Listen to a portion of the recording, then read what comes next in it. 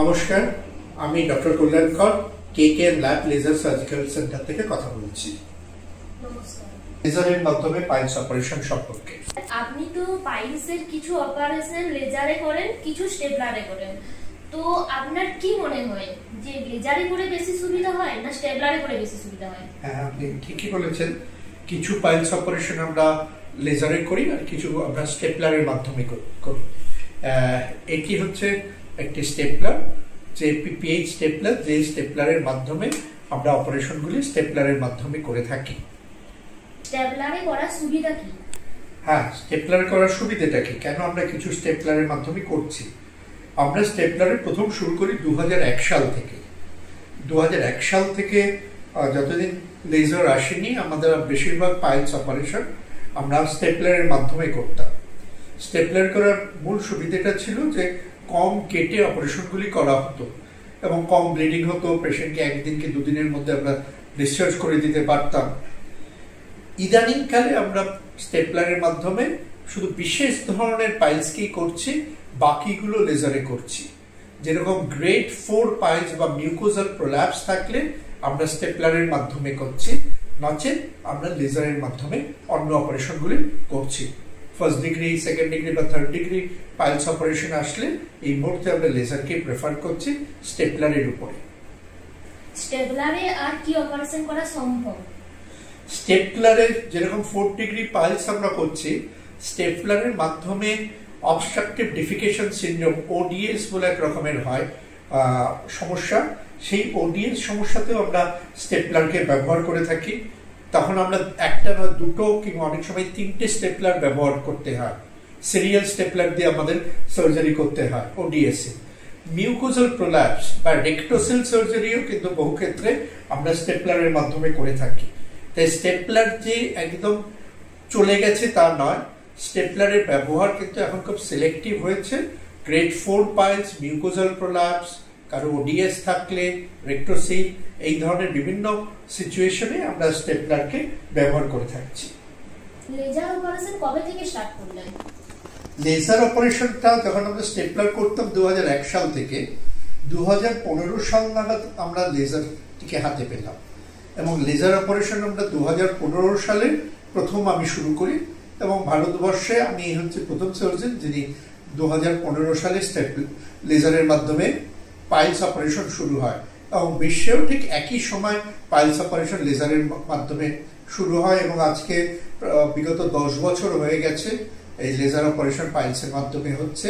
খুব ভালো রেজাল্টস হচ্ছে আমাদের সেকেন্ড ডিগ্রি, থার্ড ডিগ্রি পাইলসের, এবং সর্বাপেক্ষা যে পাইলস অপারেশনের থেকে এখন আমরা ডে কেয়ারে নিয়ে চলে গেছি। এই হচ্ছে আমাদের সেই লেজার মেশিন, যে লেজার মেশিনের মাধ্যমে আমরা পাইলস অপারেশনটাকে ডে কেয়ার করতে পারছি। পেশেন্টরা সকালবেলা ভর্তি হচ্ছে, আমরা করে দিচ্ছি এবং বিকেলবেলা পেশেন্টরা ছুটি হয়ে বাড়ি চলে যেতে পারছে। বড় কোনো কাটাছেঁড়া কম থাকে, বিশেষ করে সেকেন্ড ডিগ্রি বা থার্ড ডিগ্রি পাইলসে।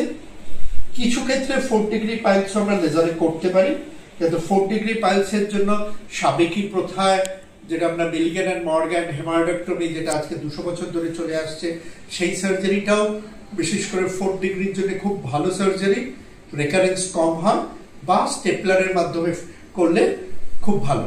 লেজারের মাধ্যমে আমাদের অভিজ্ঞতা গেল 10 বছরে সব 4 ডিগ্রি পাইলসকে করা সম্ভব হয় না, কারণ করতে চাইলে জোর করে যদি সেই 4 ডিগ্রিগুলোকে করার চেষ্টা করা হয়, সেক্ষেত্রে আবার রেকারেন্স কথাটা আবার ফেরত চলে আসে। সেখানে আমরা 4 ডিগ্রি পাইলস আসলে আমরা সবসময় প্রেফার করি যে স্টেপলারের মাধ্যমে বা আমাদের যেটা সাবেকি প্রথা মিলগ্যান এন্ড মর্গ্যান সেই মেথডে করা হোক। লেজার ভালো না স্টেপলার? হ্যাঁ, এটা ঠিকই প্রশ্ন করেছেন। অনেকেই আমাকে, রোগীরাও আমাকে প্রশ্ন করে লেজারটা ভালো না স্টেপলার ভালো। এটা পুরোটাই নির্ভরশীল হচ্ছে প্রথম কোন সার্জন অপারেশন করছে, সে কোনটাতে পারদর্শী, সে স্টেপলারে পারদর্শী না লেজারে।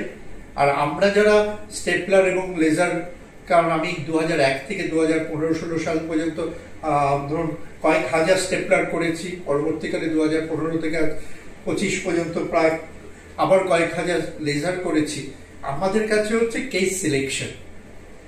সেকেন্ড ডিগ্রি বা থার্ড ডিগ্রির ক্ষেত্রে আমরা দেখেছি লেজার স্টেপলারের থেকে ভালো, কারণ স্টেপলারের কিছু নিজস্ব কমপ্লিকেশন আছে। যেরকম স্টেপলারে অনেক সময় স্ট্রিকচার বা স্টেনোসিস হয়, পায়খানার রাস্তা স্টেপলারের জন্য সরু হয়ে যায়, সেই জিনিসগুলি লেজারে হয় না।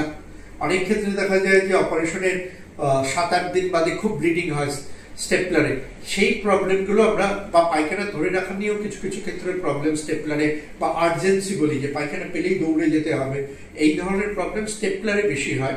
তো সেই জায়গা থেকে লেজারে এই সমস্যাগুলি হয় না।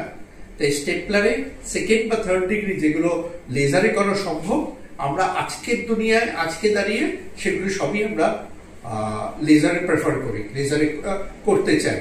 আর যেগুলি যেরকম আবার লেজারে ভালো হয় না, যেরকম লেজারে যদি একটা 4 ডিগ্রি করা হয় তার মধ্যে রেকারেন্স রেট যথেষ্ট 25-30%, সেই সার্জারিগুলোকে আমরা আবার চেষ্টা করবো স্টেপলারে করতে, যাতে স্টেপলারের সুবিধাটুকু পাওয়া যায়।